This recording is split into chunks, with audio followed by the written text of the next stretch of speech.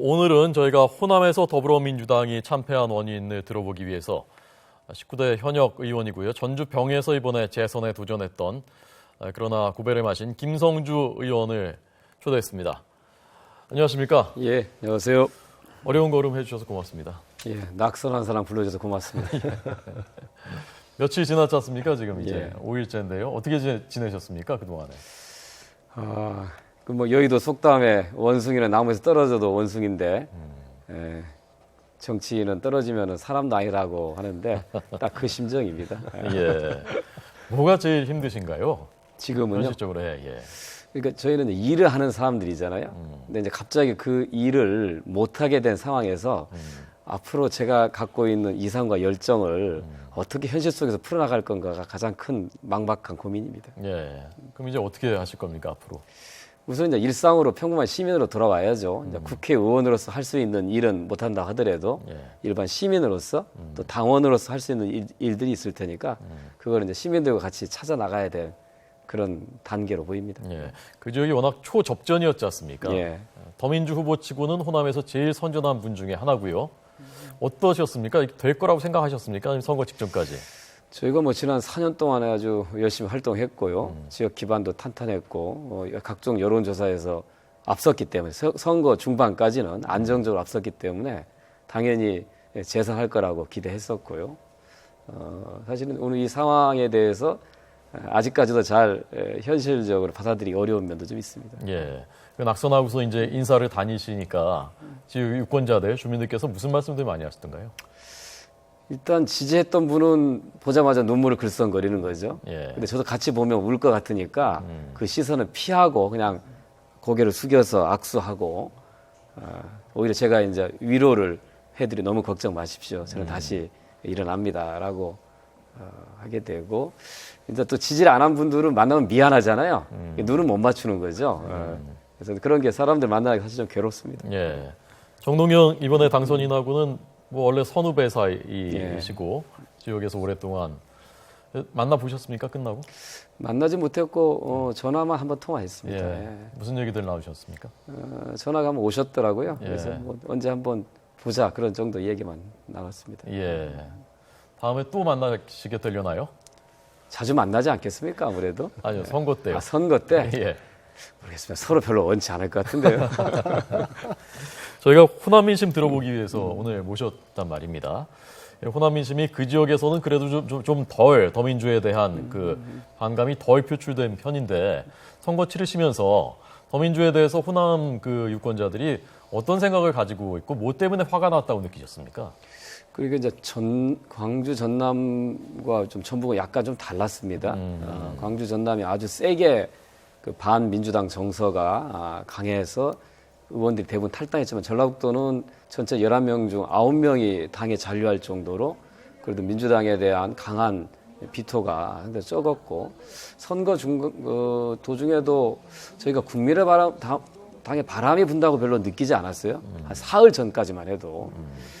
그런데 이제 이 호남민의 생각이 참 복잡합니다. 하나는 김대중 정권 수립 이후에 호남의 그 대를 이을 만한 큰 정치인이 안 나오고 있다는 것에 대한 좀 절망감. 그래도 다음에 정권도 결국은 현재 유력한 대선 주자들이 여야를 막론하고 대부분 영남 출신이지 않습니까? 예. 그래서 정권이 바뀌어봐야 우리한테 무슨 도움이 될 건가라고 하는 뭐 기대 상실 뭐 이런 것들이 이제 있는데 그게 결정적으로 이제 불을 지핀 것은 이제 호남 출신의 정치인들 이게 지금 대권 후보는 아니지만 지역을 기반으로 뭔가를 하기를 원하는 뭐 박지원, 뭐 천정배, 뭐 정동영 이런 정치인들이 저는 좀 지역주의를 너무 좀 안 좋은 방향으로 활용했다 생각하는 거예요.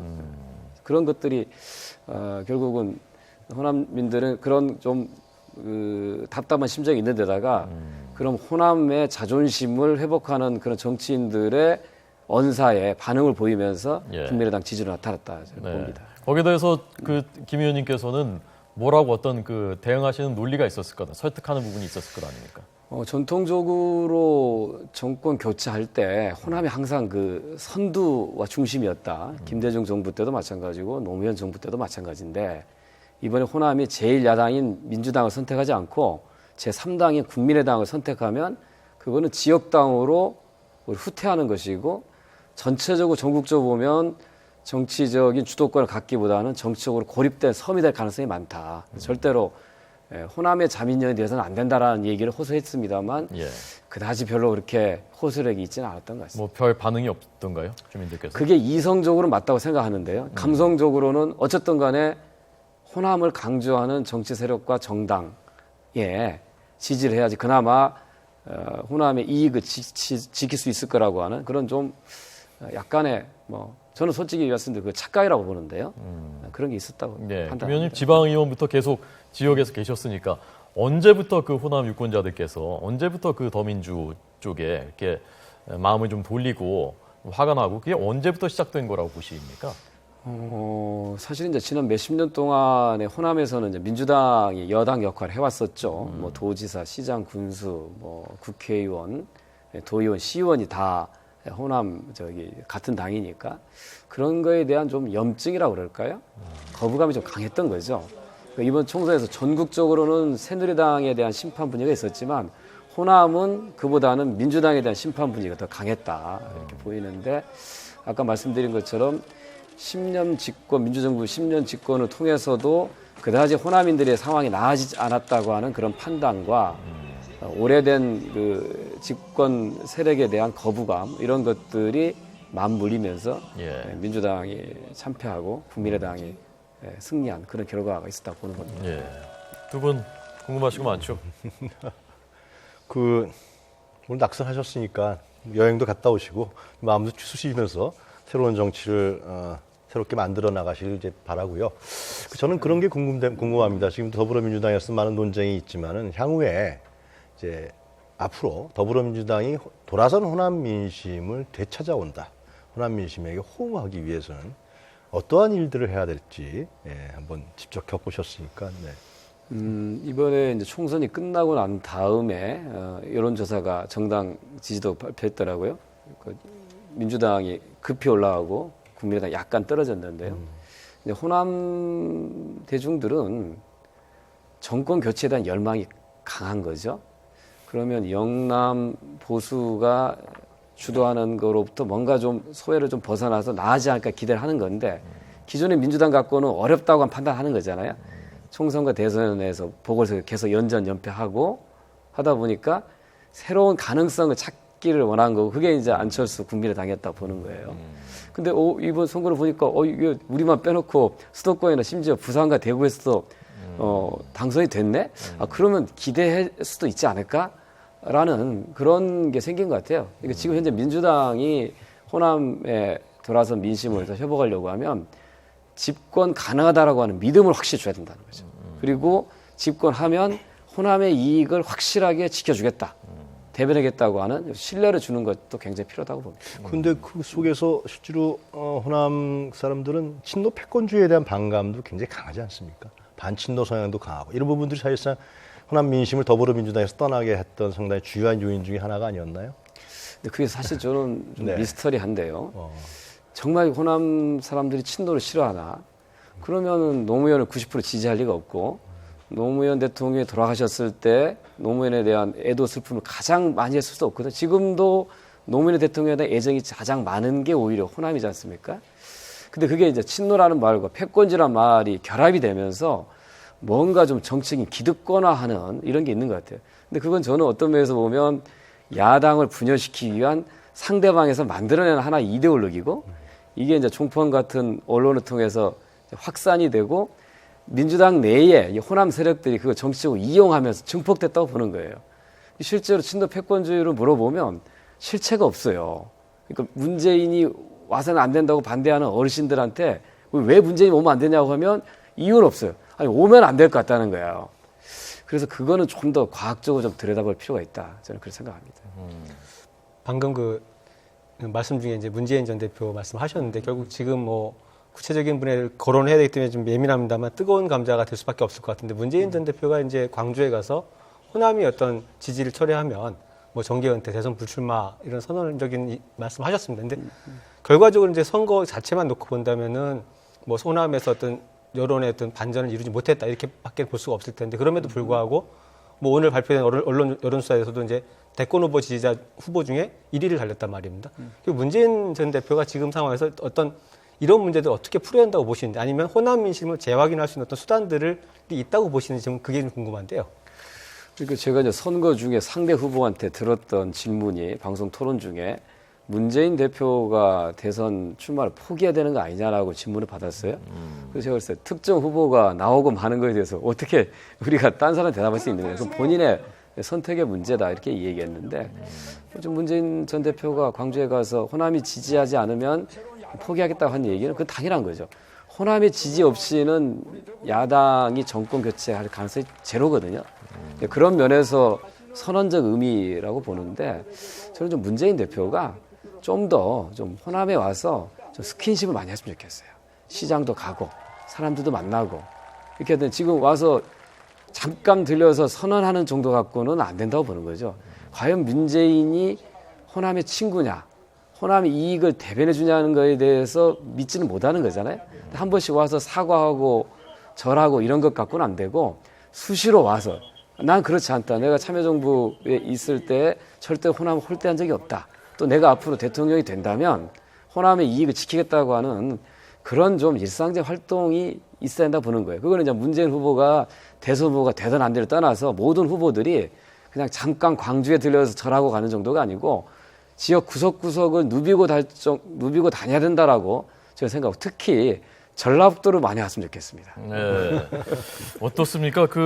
이번에 어쨌건 문재인 대표께서 순천에 가서는 장터도 가시고 시장도 가시고 했는데 거기 순천 노광규 이번에 출마했던 후보가 옆까지 오는데 어떻게 여기 오지 말라고 하겠느냐라고 오늘 트위터에 올렸다가 내리기도 하고 그랬단 말입니다.